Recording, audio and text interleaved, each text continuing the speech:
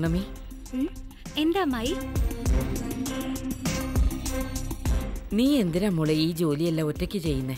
നീ ചെയ്യാതെ മറ്റുള്ളവരെ കൊണ്ട് ചെയ്യിക്കേ. സാരല്ല അമ്മായി, നമ്മുടെ വീട്ടില് ജോലി ചെയ്യുന്നോണ്ട് എന്താ തെറ്റ്? ഞാനിപ്പോ മുരളിയോട് സംസാരിച്ചായിരുന്നു. അവനും അത് സമ്മതിച്ചു. പൗർണമി, നീ വീട്ടിൽ ചെന്നിട്ട് ആ ആഭരണങ്ങളെല്ലാം ഇങ്ങെടുത്തോണ്ട് വാ. ശരി അമ്മായി. പെട്ടെന്ന് തന്നെ കൊണ്ടുവരണം കേട്ടോ. ഇപ്പൊ തന്നെ പോയേക്കാം.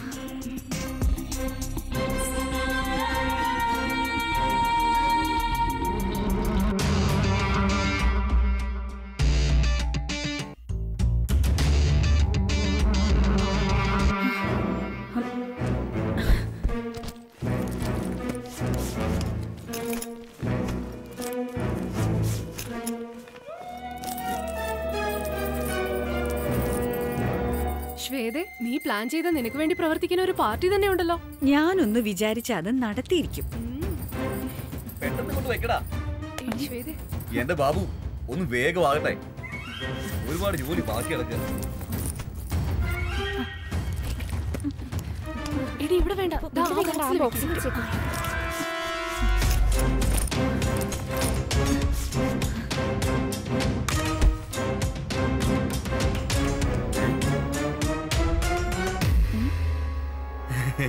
എന്തു പറ്റി ശങ്കര?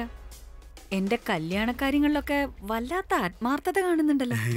അതെ, എന്നാലല്ലേ എല്ലാം ശരിയാവത്തുള്ളൂ. അപ്പോ ശരി, എനിക്ക് കുറച്ച് ജോലി ബാക്കിയുണ്ട്, ഞാൻ പിന്നെ വരാവേ.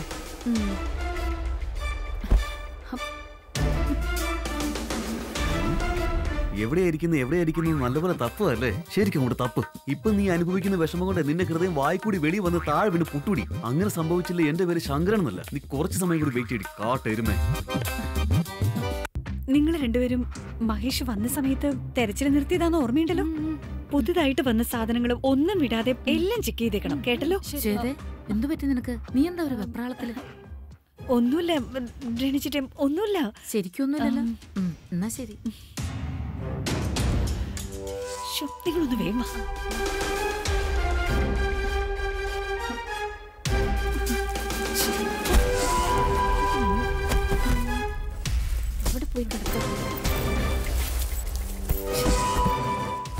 എന്താ തിരയുന്നേന്ന് ഒരു പിടിയും കിട്ടുന്നില്ലല്ലോ. അവനവള് കൊള്ളാം, നമ്മളിട്ട് ശരിക്കും പാടുപെടുത്തുന്നുണ്ട്.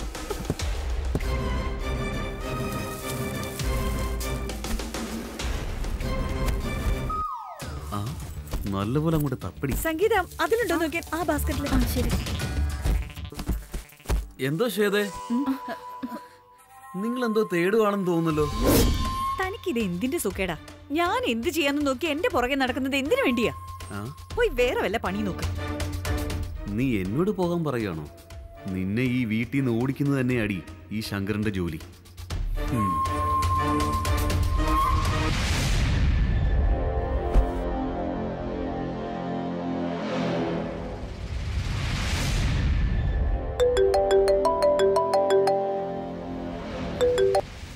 എന്തു പറ്റി മോളെ വൈറ്റ് ഡാർലിംഗ്? എന്താ അന്വേഷണം തുടങ്ങിയോ?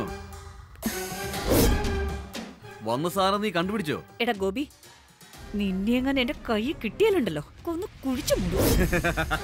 എന്താടാ എന്നെ ടോർച്ചർ ചെയ്ത് അവിടെ ഇരുന്ന് സുഖിക്കുകയാണല്ലേ? ഭീഷണിപ്പെടുത്താൻ നോക്ക് അല്ല ബേബി, നിന്റെ ഈ വെപ്രാളം കണ്ട് ഞാൻ രസിക്കുകയല്ലേ. ചേട്ടനോട് നീ നേരത്തെ തന്നെ മര്യാദയ്ക്ക് സംസാരിച്ചിരുന്നെങ്കിൽ അയ്യോ വെറും പാവല്ലെന്ന് കരുതി ഞാൻ നിന്റെ കൈ തന്നെ അങ്ങ് തന്നേനെ. അതൊന്നും ചെയ്യാതെ നീ കിടന്നങ്ങ് അഹങ്കരിക്കുകയല്ലേ. എന്നാ പിന്നെ അങ്ങ് അനുഭവിച്ചോ. അത് മാത്രമല്ല, വേറൊരു കാര്യം കൂടി പറയാം. അതെന്താന്ന് വെച്ചാ, ഞാൻ നിന്നോട് പറഞ്ഞ ആ ബോംബുണ്ടല്ലോ, നീ തപ്പുന്ന ആ കൂട്ടത്തിലില്ല. അത് ഞാൻ കൊറിയറിൽ അയച്ച ആ പാഴ്സലിൽ വന്നുകൊണ്ടിരിക്കുക. അത് മിക്കവാറും ഇപ്പൊ അവിടെ വന്നു കാണും. ചെല്ലിയല്ലേ, എന്റെ മോള് പെട്ടെന്ന് പോയി മേടിച്ചു. ഏയ് ബേബി, ഓടുമ്പോ പതിയെ ഓടാവള് കേട്ടോ, താഴേക്ക് വീണേക്കല്ലേ. അവനൊരു കൊറിയർ അയച്ചിട്ടുണ്ട്, വേഗം വാ.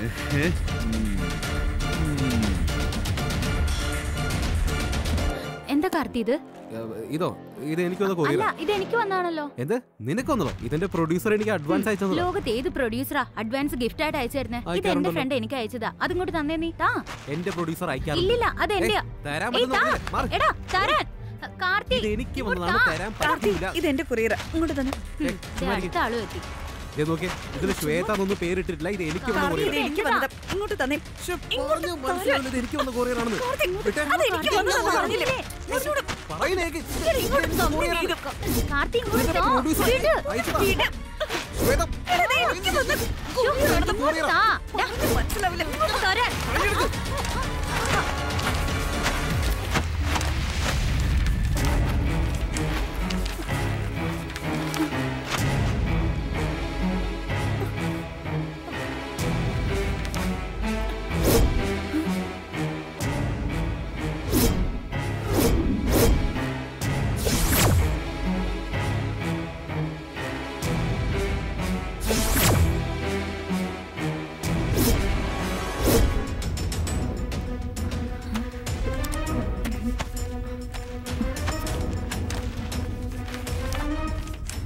ശ്വേതേ, നല്ല ഭംഗിയുണ്ട്. അടിപൊളി. വളരെ നന്നായിട്ടുണ്ട്. നല്ല ഫോട്ടോ കേട്ടോ. താടി വാ, നടക്ക്. ശ്വേതേ, പോടാ മരത്തലയാ. മര്യാദയ്ക്ക് പഠിച്ച് പാസ്സാവാൻ നോക്ക്.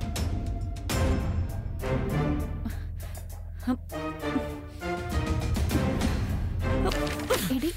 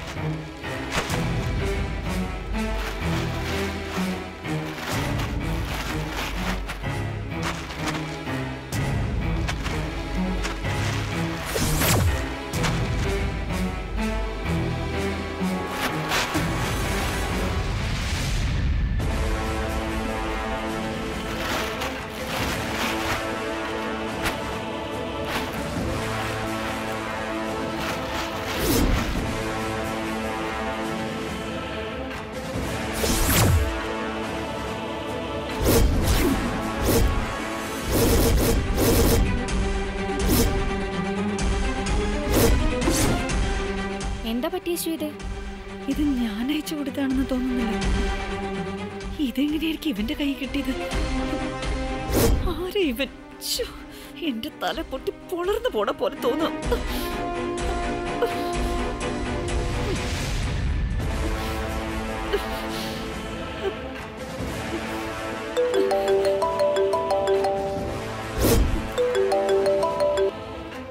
എന്തു പറ്റി മോളെ?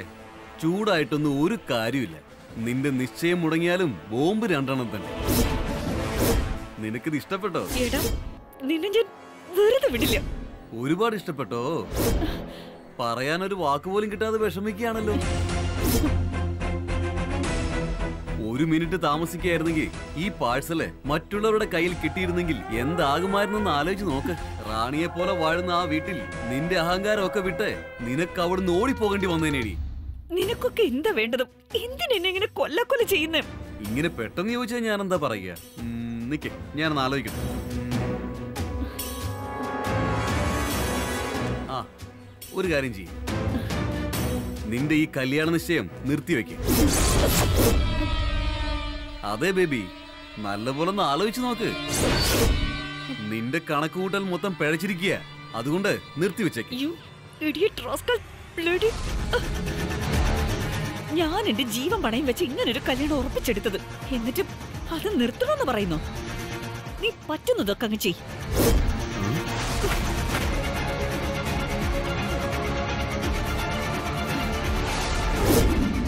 ഇപ്പ പറഞ്ഞതിന്ന് ഒരു കാര്യം എനിക്ക് വ്യക്തമാവുന്നുണ്ട്. അവൻ ദൂരെയല്ല, നമ്മുടെ തൊട്ടടുത്ത് എവിടെയോ ഉണ്ട്. കാരണം അവൻ സംസാരിക്കുമ്പോ നമ്മുടെ നാട്ടിലെ മില്ലിന്റെ ശബ്ദം ഞാൻ കേട്ടു. അത് ഫോണിൽ കൂടി വരുന്നുണ്ടായിരുന്നു. അതുകൊണ്ടാ ഞാൻ പറഞ്ഞത്, നമ്മുടെ ഗ്രാമത്തിൽ എവിടെയോ മറിഞ്ഞിരുന്നുകൊണ്ട് അവനിത് ചെയ്യുന്നത്.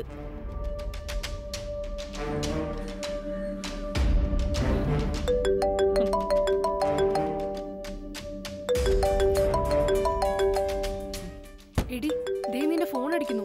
അതവിടെ ഇരുന്ന് അടിക്കട്ടെ. ഇന്ന് തന്നെ അവൻ ആരാണെന്ന് കണ്ടുപിടിച്ചിരിക്കണം. എന്നോട് ഈ ചെയ്യുന്നതിന് അവന് തിരിച്ചു കൊടുക്കണം.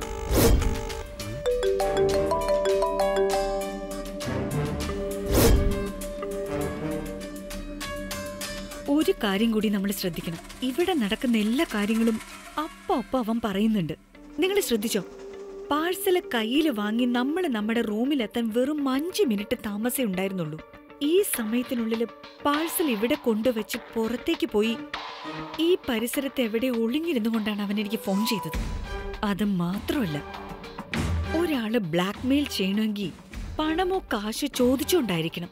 പക്ഷെ ഇവൻ അങ്ങനെയുള്ള യാതൊന്നും നമ്മുടെ അടുത്ത് ആവശ്യപ്പെട്ടിട്ടില്ല. കല്യാണം നിർത്താൻ ആവശ്യപ്പെട്ടത്. അതിന്ന് ഒരു കാര്യം നമുക്ക് തീരുമാനിക്കാം. പൗർണമിയോട് വളരെ അടുപ്പമുള്ളവനായിരിക്കണം അവൻ. അങ്ങനെയാണെങ്കിൽ നമ്മുടെ വീട്ടിൽ ഇന്ന് ആരൊക്കെയാ വന്നിട്ട് പോയത്?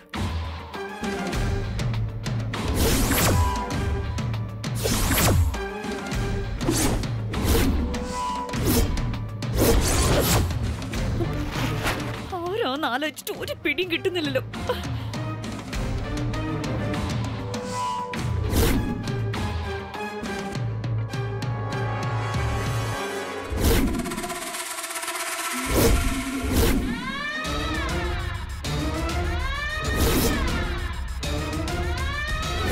എന്തു പറ്റി ചെയ്തേ? നിങ്ങളെന്തോ കാര്യമായിട്ട് അന്വേഷിക്കാണെന്ന് തോന്നുന്നല്ലോ.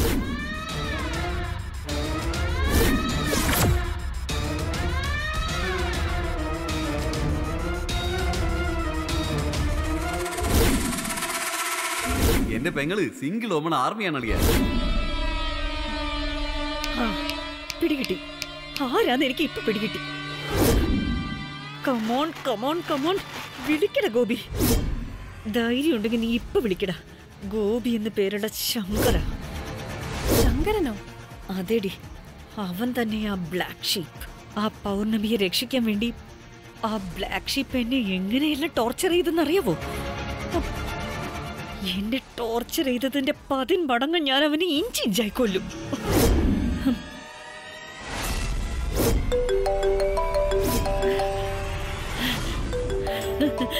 ദേ ആള് നമ്മള് വിളിച്ച വരയി വന്ന് വീണിട്ടുണ്ട്. ഇനി അവന്റെ കഷ്ടകാല. ഒരു കാര്യം, ഇന്നും അവൻ സംസാരിക്കാൻ തുടങ്ങുന്നതും നിങ്ങൾ ഇവിടെ എല്ലാം നോക്കണം. അവൻ ഈ വീടിന്റെ പരിസരത്ത് എവിടെയെങ്കിലും ഉണ്ടാവുന്നുള്ള കാര്യത്തിൽ യാതൊരു സംശയവുമില്ല. എങ്ങനെയെങ്കിലും ഈ ഫോൺ അവസാനിക്കുന്നതിന് മുമ്പ് അവനെ കണ്ടുപിടിച്ചിരിക്കണം. അവനോടത് ഇന്ന് തന്നെ കൊടുക്കണം. എന്തു പറ്റി ബേബി? എന്റെ ഫോൺ കട്ട് ചെയ്യാൻ മാത്രമുള്ള ധൈര്യം നിനക്ക് വന്നോടി? സോറി ഗോപി, പെട്ടെന്ന് ശബ്ദം കേട്ടതും എനിക്ക് വല്ലാതെ അങ്ങ് ദേഷ്യം വന്നു. സോറി. വേഗം നോക്ക്. ശരി ശ്വേത. ആ, എനിക്ക് ശരിക്കും കേൾക്കുന്നുണ്ടായിരുന്നില്ല. പറഞ്ഞോളൂ ഗോപി.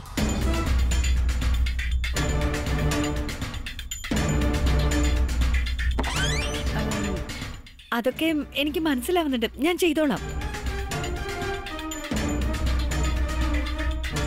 ആ, ഞാൻ എന്ത് വേണമെങ്കിലും ചെയ്യാൻ തയ്യാറാ. അവിടെയും ഇല്ല. ഇങ്ങോട്ട് നോക്ക്. നീ ഇങ്ങനെ പെട്ടെന്ന് എല്ലാം ചെയ്യാമെന്ന് പറയുന്നത് കേട്ടിട്ട് എനിക്കെന്തോ സംശയം തോന്നുന്നു. വേറെന്തെങ്കിലും പ്ലാൻ ചെയ്യണം? പ്ലാനോ? അങ്ങനെയൊന്നുമില്ല. നീ തെറ്റിദ്ധരിക്കണ്ട. തെളിവുകളൊക്കെ നിന്റെ കയ്യിലിരിക്കുമ്പോ എനിക്ക് അങ്ങനെ വല്ലതും ചെയ്യാൻ പറ്റുമോ?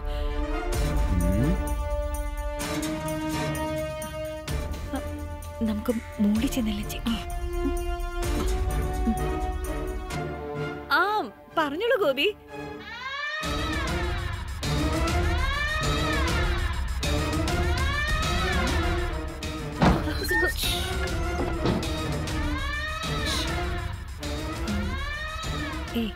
ആ ബാത്റൂമിന്റെ ഉള്ളിൽ എന്തോ ഒരു ശബ്ദം കേൾക്കുന്നുണ്ട്. അവിടെ ആരാന്ന് നോക്കിക്കേ. പതുക്കെ പതുക്കെ പോണേ, ശബ്ദം ഉണ്ടാക്കാതെ. എന്താ ബേബി, നീ എന്താ സംസാരം നിർത്തിയേ? ഞാനല്ലല്ലോ മിണ്ടാതെ നിന്ന്, നീയല്ലേ ഇപ്പൊ മിണ്ടാതെ നിന്ന്.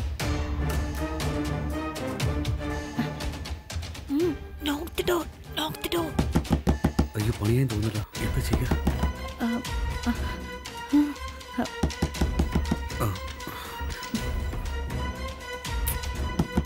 ഒന്നും സംസാരിക്കുന്നില്ല. എടി, ചവിട്ടി അങ്ങ് തുറക്ക. അവനുള്ളിൽ തന്നെയുണ്ട്. അവനെങ്ങാനിപ്പൊ വെളി വന്ന അവനെ ഞാൻ... ആരത്? മനുഷ്യനെ സമാധാനമായിട്ട് ടോയ്ലറ്റ് പോകാൻ സമ്മതിക്കില്ലേ? എന്താ ഇത്? ഇക്കാര്യം പകുതിക്ക് വെച്ച് നിർത്താൻ പറ്റുന്ന കാര്യമാണ്. ചുമ്മാ തട്ടാതെ. എന്താ ചെയ്യുക? ഇവിടെ കഥ തല്ലിപ്പൊളിക്കാൻ തോന്നില്ല. ഈ ഫോണിൽ എന്താ ചെയ്യുക? അവൻ വെളി വരട്ടെ. വരുവാ തല്ലി പൊളിക്കാതെ. എന്തൊരു കഷ്ടോ, വരികയാണെന്ന് പറഞ്ഞില്ലേ വെറുതെ കിടന്നിട്ട്. എന്താ പെണ്ണ ഇത്? വീട്ടിൽ ഒരുപാട് ബാത്റൂം ഉണ്ടല്ലോ, ഇവിടെ തന്നെ വന്ന് വേണോ കാര്യം സാധിക്കാൻ? മനുഷ്യൻ വളരെ അത്യാവശ്യമായിട്ട് പോകുമ്പോഴാ. എടാ, എന്റെ എന്ത് വേണമെങ്കിലും ചെയ്യാന്ന് കരുതിയല്ലേ? എന്തു പറ്റി? ഞാൻ നിങ്ങളെ എന്ത് ചെയ്തെന്നാ പറയുന്നത്? നിന്നെ വിശ്വസിച്ച് വീട്ടിൽ കയറ്റിയതിനും ഇങ്ങനൊരു കാര്യം ചെയ്യുമെന്ന് വിചാരിച്ചില്ല. എന്ത് കാര്യം ചെയ്തെന്നാ? വയറ്റുവേദന വന്നു, ഞാൻ ടോയ്ലറ്റിൽ പോയി. ഇത് വലിയൊരു കുറ്റമാണോ? സംസാരം കേട്ടിട്ട് ഞാൻ എന്തോ വലിയൊരു മഹാപാതകം ചെയ്തവരുണ്ടല്ലോ. എടാ, നിന്റെ അഭിനയം മര്യാദയ്ക്ക് നിർത്തിക്കോ. അകത്തുനിന്ന് ഫോൺ ചെയ്ത് എന്നെ ബ്ലാക്ക് മെയിൽ ചെയ്തത് നീയല്ലേ ശങ്കര? വയറ്റുവേദന വന്നു, ഞാൻ ടോയ്ലറ്റിൽ പോയി. ഇത് വലിയൊരു കുറ്റമാണോ? സംസാരം കേട്ടിട്ട് ഞാൻ എന്തോ വലിയൊരു മഹാപാതകം ചെയ്തവരുണ്ടല്ലോ. എടാ, നിന്റെ അഭിനയം മര്യാദയ്ക്ക് നിർത്തിക്കോ. അകത്തുനിന്ന് ഫോൺ ചെയ്ത് എന്നെ ബ്ലാക്ക് മെയിൽ ചെയ്തത് നീയല്ലേ ശങ്കര? എന്നിട്ടിപ്പോ ഒന്നും അറിയാത്ത പോലെ അവൻ അഭിനയിക്കുന്നു. എന്താ ഇത്? നീ ആരാണെന്ന് എനിക്കറിയാമേലേ. മുരളീകൃഷ്ണൻ കല്യാണം കഴിക്കാൻ പോകുന്ന പെണ്ണല്ലേ? അങ്ങനെയുള്ള ആളെ ഞാൻ അങ്ങനെ ഭീഷണിപ്പെടുത്തുന്നേ? നിന്റെ ഈ പൊടിപ്പും തൊങ്ങലും വെച്ചുള്ള വാർത്താനം മറ്റാരെങ്കിലും എടുത്തു മതി. എടാ, നീ നിന്റെ ഫോൺ ഇങ്ങെടുക്കടാ. ഫോൺ? ഞാനിവിടെ ഫോൺ വെച്ചു. ശങ്കര, നിന്റെ അഭ്യാസം എന്റെ അടുത്ത് കാണിക്കണ്ട. നീ അകത്തുനിന്ന് സംസാരിക്കുന്ന ശബ്ദം ഞാൻ കേട്ടതാണ്. അത് കേട്ടായിരുന്നോ? അതേടാ, ഞാൻ കേട്ടതാ. ആരും അറിയത്തില്ലെന്ന് വിചാരിച്ചേ. പക്ഷെ നിങ്ങൾ ഭയങ്കര ബുദ്ധിശാലിയാ, കണ്ടുപിടിച്ച് കളഞ്ഞല്ലോ. അതെന്താന്ന് വെച്ചാല് ചില ആൾക്കാർക്ക് പാട്ട് പാടുമ്പോഴേ വയറ്റിന്ന് പോകത്തുള്ളൂ. അതൊരു പ്രത്യേക സുഖം തന്നെയാന്നേ. എനിക്ക് എന്തെങ്കിലും സംസാരിച്ചാലേ പോകത്തുള്ളൂ. അല്ല, ഇതെന്തിനാ ഇങ്ങനെ ടെൻഷൻ ആവുന്നേ? ശങ്കര, നിന്റെ ഇഷ്ടത്തിന് ഓരോന്ന് പറഞ്ഞ ഞാനത് വിശ്വസിക്കുമെന്ന് കരുതണ്ട. എടി നിവേദിത, അവനെ ഒന്ന് ആട്ടിപൊടി പരിശോധിച്ച് ഇപ്പൊ മനസ്സിലാവും. പരിശോധിക്കാൻ എന്താ പെണ്ണേ? നിന്നെ ഞാനെന്ത് കാര്യം കാണിക്കണമെന്നാ പറയുന്നേ? എനിക്കിതുവരായിട്ടും കല്യാണം പോലും ആയിട്ടില്ല, അപ്പോഴാ തൊടാൻ വരുന്നത്. നിനക്ക് നാണമില്ലല്ലോ. നിനക്കിപ്പോ എന്താ ചെക്ക് ചെയ്യണോ? എന്നാ ചെക്ക് ചെയ്തു. ഇനി ഈ സൈഡ് നോക്ക്. നല്ലപോലെ നോക്കണേ. അവിടെ നോക്കിക്കഴിഞ്ഞെങ്കിൽ മുൻവശം നോക്ക്.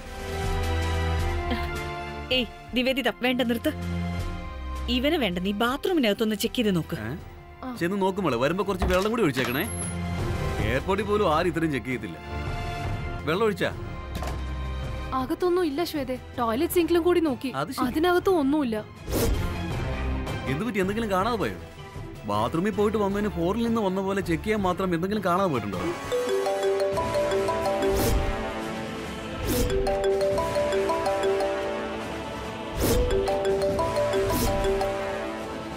എന്ത് പറ്റി ശ്വേത? ഒരു ഫോൺ അടിക്കുന്നത് കണ്ടിട്ട് ഒരു ബോംബ് പൊട്ടി പോലത്തെ റിയാക്ഷൻ ആണല്ലോ ഈ ഫേസിലുള്ളത്. അല്ല, നിങ്ങൾ എന്താ ഈ അന്വേഷിക്കുന്നത്? മര്യാദയ്ക്ക് ടോയ്ലറ്റിൽ പോയിക്കൊണ്ടിരുന്ന എന്നെ പകുതിക്ക് വെച്ച് നിർത്തിച്ചിട്ട് എന്നെ ചെക്ക് ചെയ്ത് ഇങ്ങനെ അപമാനിച്ചതിന് നിങ്ങളെല്ലാം എന്നോട് മാപ്പ് പറയേണ്ടതാണ് കേട്ടോ. ഞാനത് പകുതിക്ക് വെച്ച് നിർത്തിയിട്ട് ഇറങ്ങിയത്. ഇപ്പോ പെട്ടെന്നത് വന്നു കഴിഞ്ഞാൽ ഞാനെന്താ ചെയ്യുക?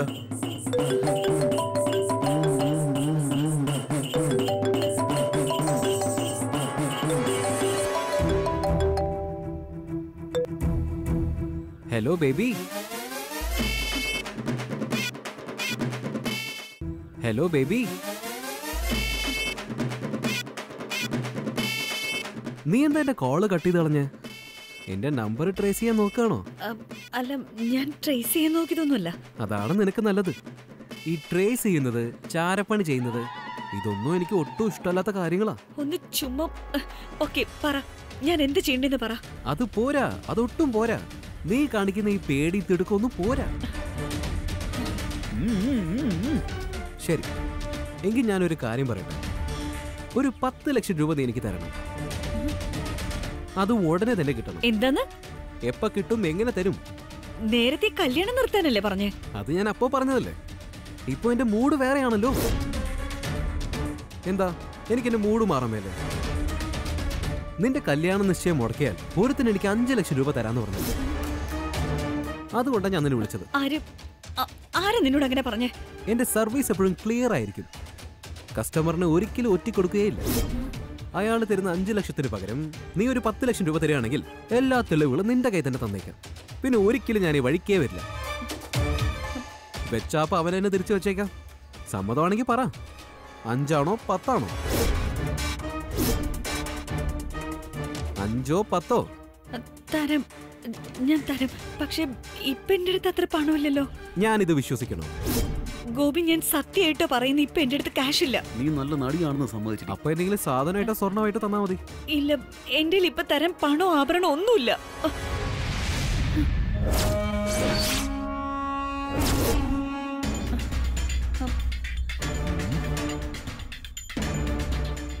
ശരി, ഞാൻ തരാം ഗോപി.